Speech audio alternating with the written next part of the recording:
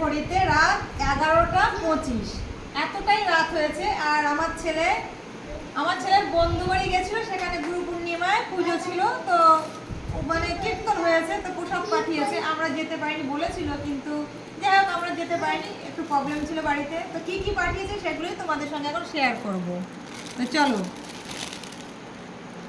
বাহ, এটাকে কি রে, কি এটা? ভাত। ভাত, বাসন্তী পোলাও। আর কি কি আছে দেখি, বোঁদে মনে হয়, দেখছি সব এক এক করে ঢালবো। চাটনি তো একটু সাইড করে ঢেলে দিই সব একদম। হ্যাঁ,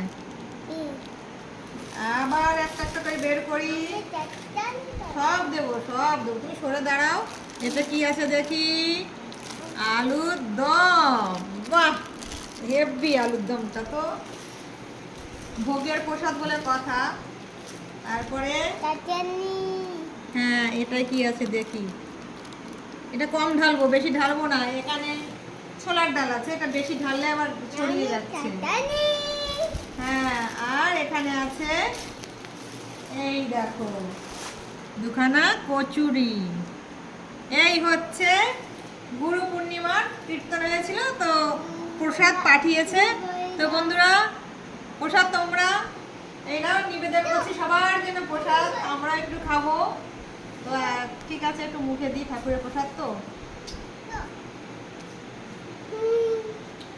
ঠাকুরের প্রসাদ বলে কথা, অপূর্ব অপূর্ব হয়েছে। তুমি খাবে সোনা? এদিকে আসো, এদিকে আসো, এখানে আসো। এই যে আমার সোনা তো সব কিছুতেই থাকে। তো বন্ধুরা, এখন রাখি, খেয়ে নি সবাই।